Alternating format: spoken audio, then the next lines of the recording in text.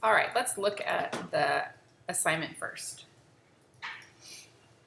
So there's something called a creative brief, and it's usually information that the client will give you of what they want, whatever you're designing to have on it, or what they need it to look like. Some creative briefs are very, very detailed, and some are not detailed at all.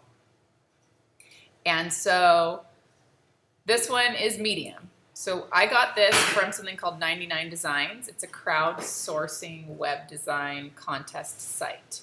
So you can go on there as a designer, look for different jobs, submit ideas for those jobs amongst a bunch of other designers who are also submitting ideas.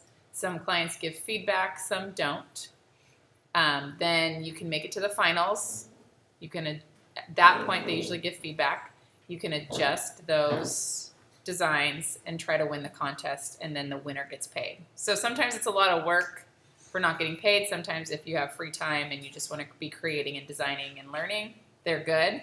This is a brief taken from a contest off of that site. I like to use it a lot just because it gives real life types of jobs, what you would really be doing. So this is, you're going to create an Illustrator. We're making 2 of those tall banners that are like, what is it called? They like scroll, but are they protractable or they're retractable? And they scroll, so they're tall, and they need 2 banners that match. So it'd be like at a trade show or a convention or at a conference. So the 2 would be set somewhat similarly to each other.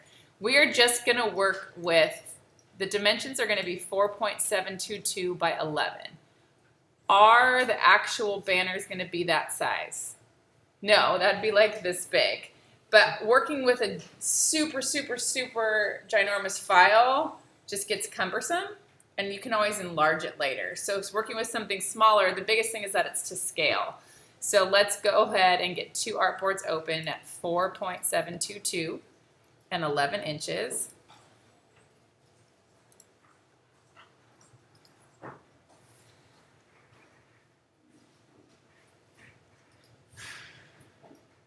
So I'm going to go to print.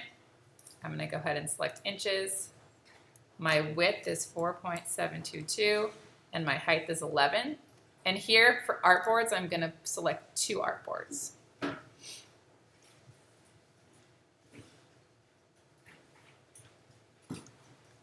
And then you can click create. If you forgot to select 2 different artboards, you can always click on the artboard panel. If it's not showing, you can always find it under window and click on artboards. And there's a little add artboard thing below. You can add and delete as many as you would like.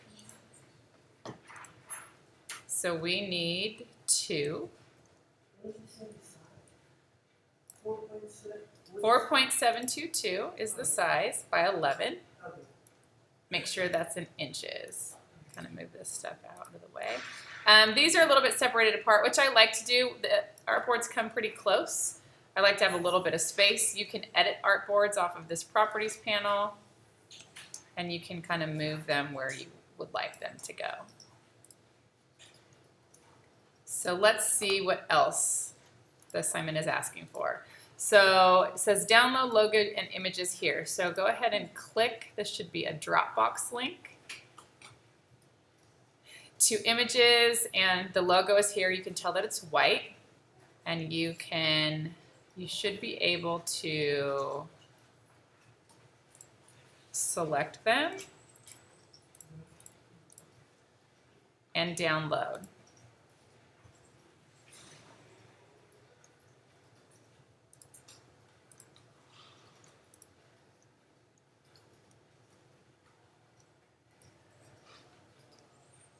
Was everyone able to see those images?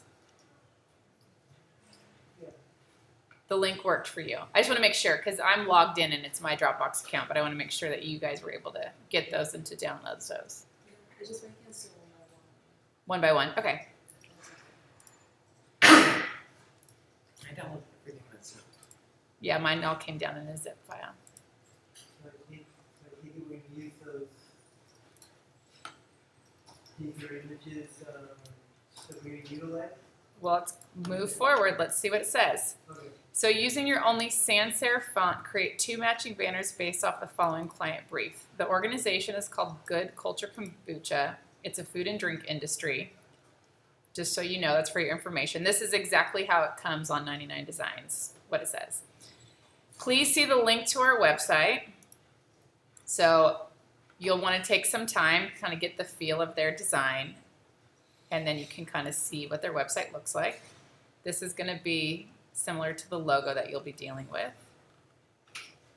So what they do is they make kombucha, which is a fermented tea, and I think they teach people how to make it better. So they talk about in their workshops like canning kombucha, bottling kombucha, different stuff like that.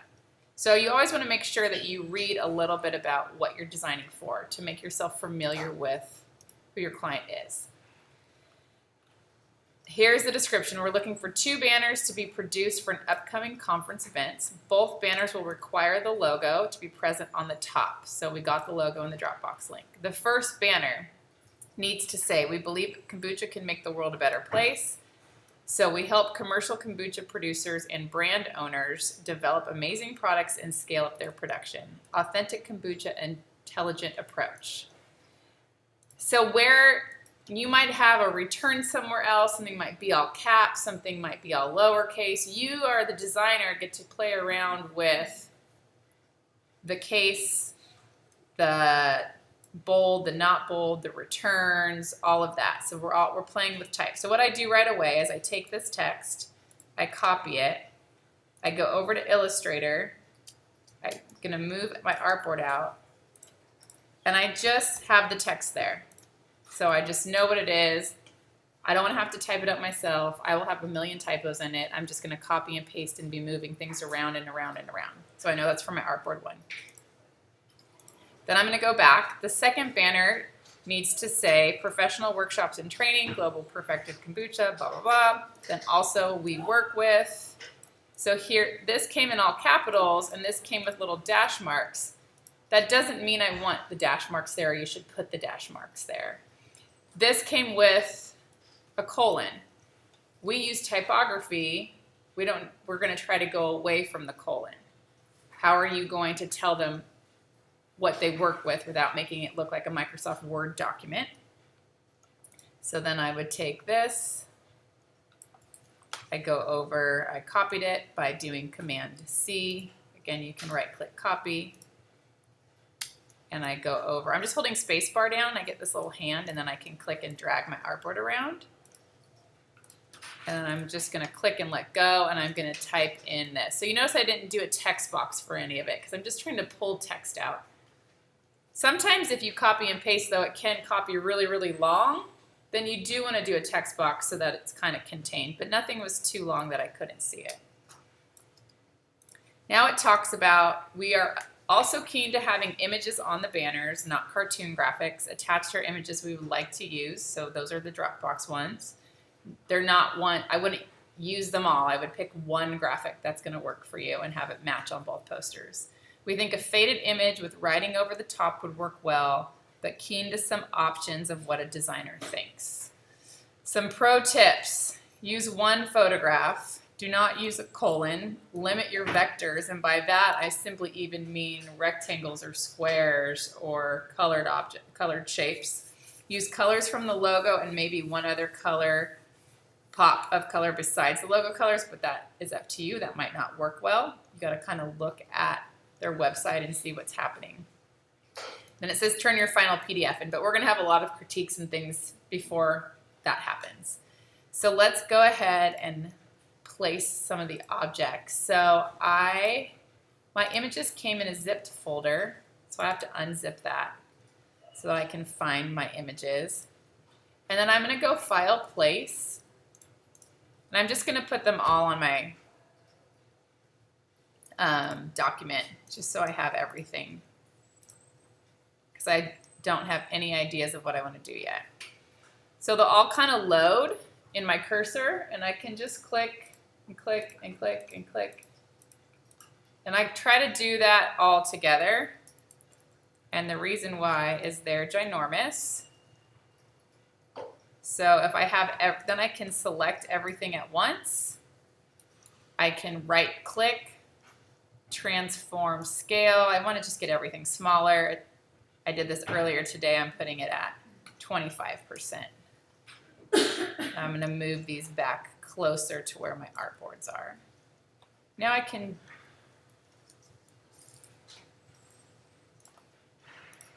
get this bigger again. You can also click and drag when the cursor is loaded, like click and drag the image size, but I kind of like it to come in full scale. So they talked about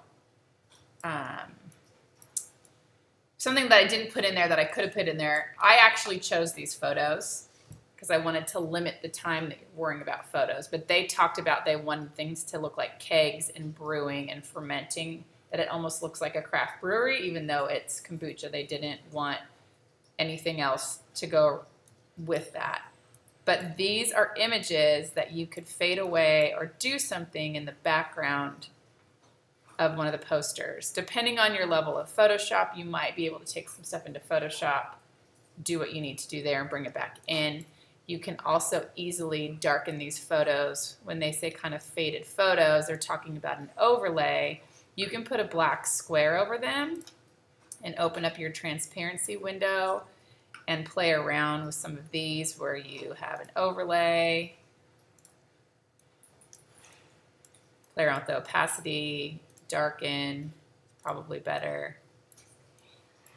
So if you have an image that's darker like this, you can put text over it, especially white text, a lot easier.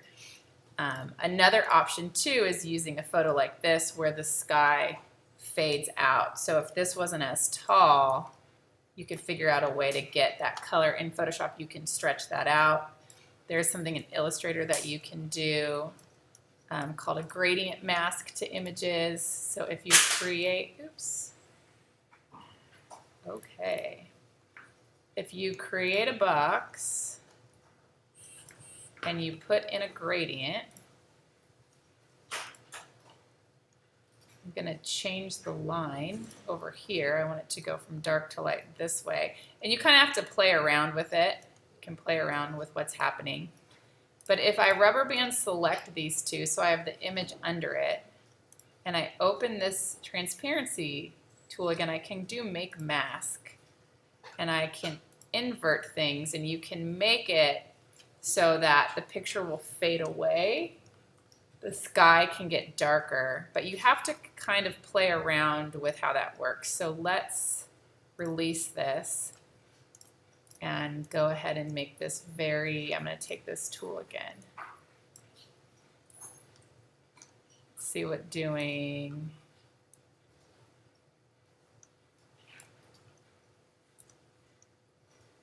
That will do. So there's a lot of white with a little gradient. I'm going to select the two. I just play around until I can never really remember. It's okay if you can't remember. I just play around until I get what I need. So that's not going to work because it's putting way too much of the image away, if you can see that. But you can kind of, and it's going towards the transparency. It's not making it gray. It's making the image transparent. So if you have black behind it, and you play with that opacity mask over here. So anywhere that was white on here, like pure white, so if you see if I use this tool, that's where it goes away. But you can fade this image away. If I had the black on the top and the white on the bottom, I wouldn't have to be clicking invert. It would just do it right away. And then if there was, I'm not saying this is what you have to do, I'm just trying to show you some tips on how to work with text and images well. So overlaying a color works, making these gradient masks work pretty well. Because the last thing that you want is to have like just a picture cut with a line. Like you just don't want it needs to look like it's just kind of fading away. I no longer need this. Let's see, arrange, send back.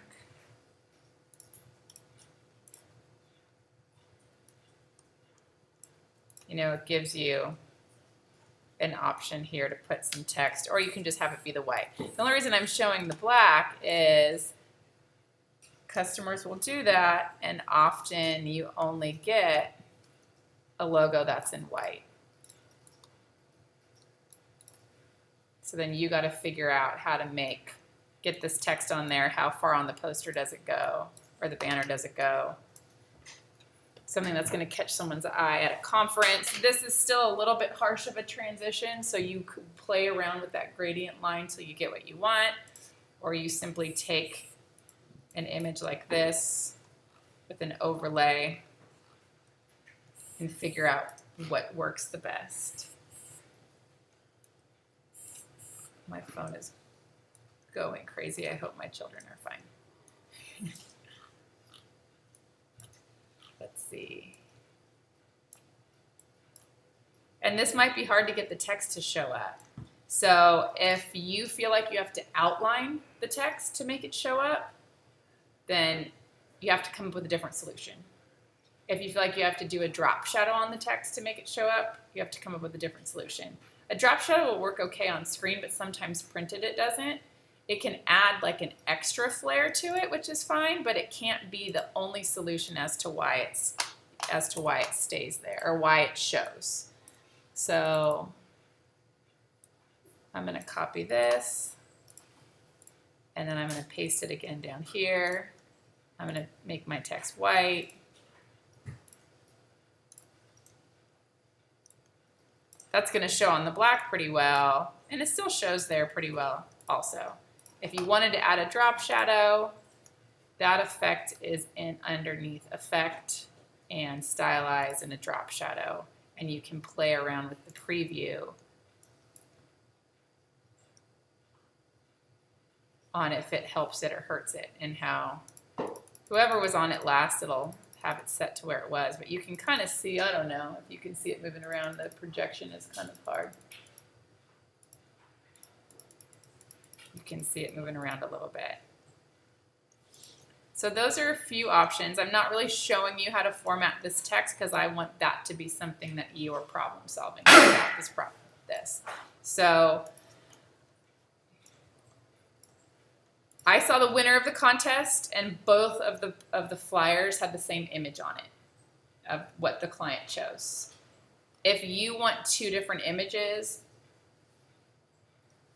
one on each, it's fine. I just have to make sure that it looks like it goes together. It will, because the kombucha logo will be on the top of both, and your font will keep it together because you're using the same font on all of it, so it'll look like it's branded together.